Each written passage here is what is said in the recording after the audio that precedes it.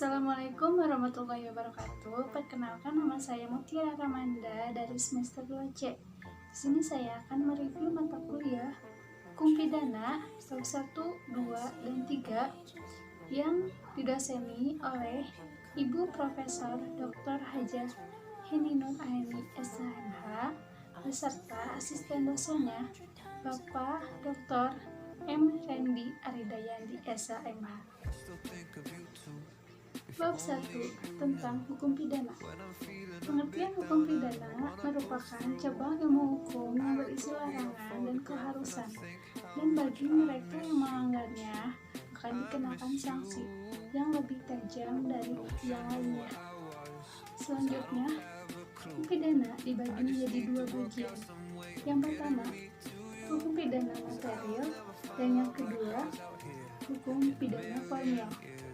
Hukum pidana material merupakan keseluruhan peraturan yang membuat larangan atau keharusan, dan bagi yang melanggarnya diancam dengan pidana. Hukum pidana formil merupakan keseluruhan peraturan yang membuat hak atau cara-cara negara untuk memberikan penindakan terhadap orang-orang yang melakukan perbuatan yang terlarang. Selanjutnya, fungsi hukum pidana. Fungsi hukum pidana dibagi menjadi dua. Yang pertama, fungsi umum, dan yang kedua, fungsi khusus. Fungsi umum yaitu mengatur hidup masyarakat, dan fungsi khusus yaitu melindungi kepentingan hukum. Yang terakhir, sumber hukum pidana. Sumber hukum pidana terdiri dari KUHP atau Kitab Undang-Undang Hukum Pidana pada Undang-Undang Nomor 1 Tahun 1946.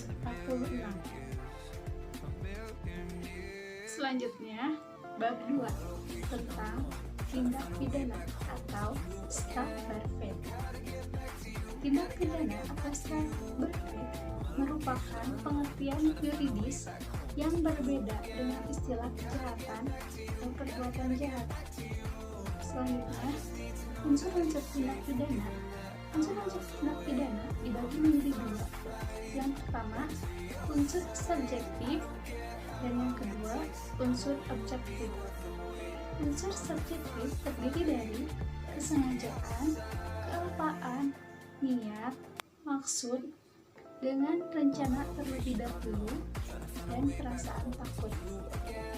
Unsur objektif terdiri dari perbuatan, akibat yang menjadi syarat mutlak dari delik, unsur melawan hukum, unsur lain yang menentukan sifat tindak pidana, unsur yang memberatkan, dan unsur tambahan yang menentukan tindak pidana. Selanjutnya, bab 3 tentang pembaharuan Kitab Undang-Undang Hukum Pidana. Yang pertama, sejarah berlakunya Kitab Undang-Undang Hukum Pidana di Indonesia, yaitu berasal dari VVS Belanda melalui pasal 75 RR junto pasal 131 IS sejak 1 Januari 1918. Yang kedua, alasan diadakan pembaharuan Kitab Undang-Undang Hukum Pidana, yaitu pertama, alasan politis, yang kedua, alasan sosiologis, yang ketiga, alasan praktis, yang keempat, alasan adaptif.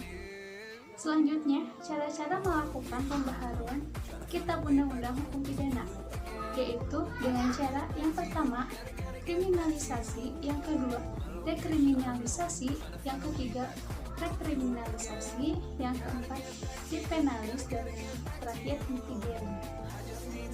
Yang terakhir, metode pembaharuan Kitab Undang-Undang Hukum Pidana, yaitu yang pertama, evolusi atau evolusionis, yang kedua, kompromis, dan yang terakhir, global.